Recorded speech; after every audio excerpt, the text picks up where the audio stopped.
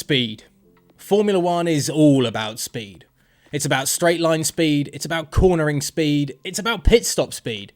It's really pretty simple. Do things quicker than everybody else, and that's how you win races. But what about when things go wrong?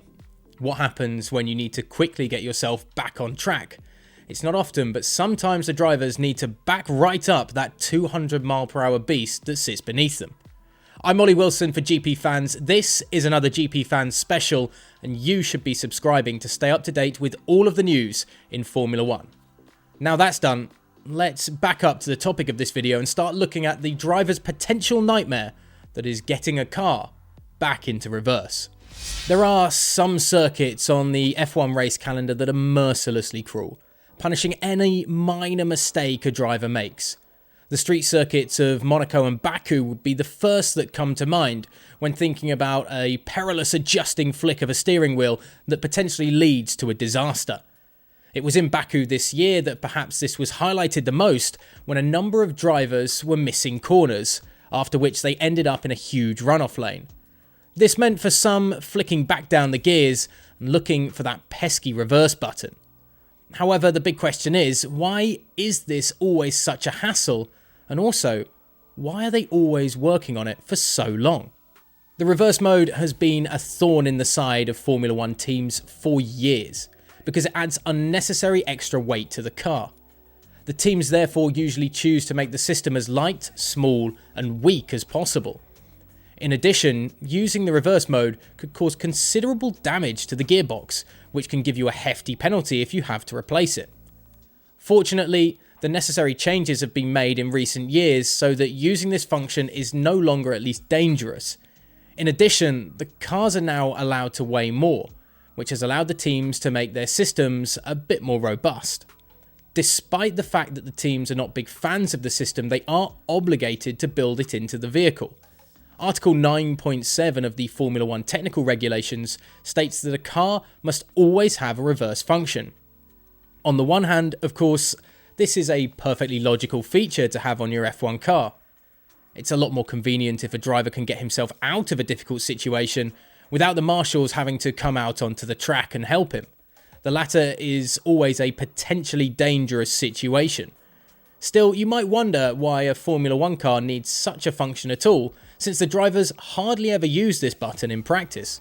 In Baku, however, we were able to see that the reverse button is not just a mere luxury and that it could actually make a big difference to a driver's weekend. During the Grand Prix weekend, in Azerbaijan, we saw countless drivers shoot through the corner and then get themselves stuck in a runoff lane. Especially at turn 15, there were a lot of casualties during the few days on the Baku circuit. Some of them managed to straighten their car out with a smooth turn, while others had to actively search for a button to put the car into reverse. You would think it would be a breeze for a seasoned F1 driver to get his car into reverse, but in practice, it was a bit disappointing. AlphaTauri driver Yuki Tsunoda, who is of course a rookie for example, spent a very long time looking for the button and also clearly indicated over the onboard radio that he couldn't find it. In Imola, the same happened to Lewis Hamilton.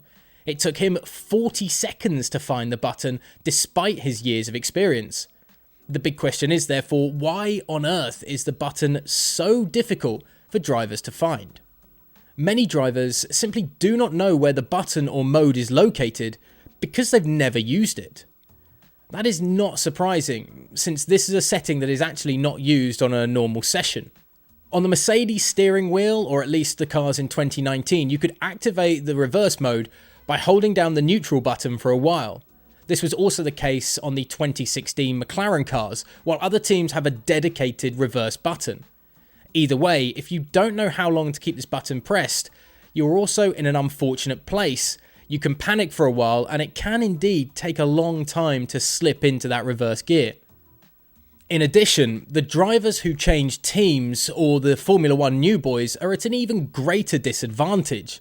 Each team has its own steering wheel with its own unique layout. Take a look at our video on the Williams steering wheel, for example. That means the reverse button can be in a very different position from the last car that you were driving in. Of course, you can also decide for yourself what you like the best, but this is a function that you will probably forget very quickly. great amounts of respect need to be shown to Carlos Sainz, of course new to Ferrari this year, for the way he was able to quickly find reverse in Baku. Tsunoda, on the other hand, took a little bit longer. So the conclusion is that the team should pay more attention to the buttons on the steering wheel, especially on a street circuit like Baku. After all, you never know when you could benefit from it as a team. And of course, you never want to hit the wrong button in a big moment. Isn't that right, Lewis?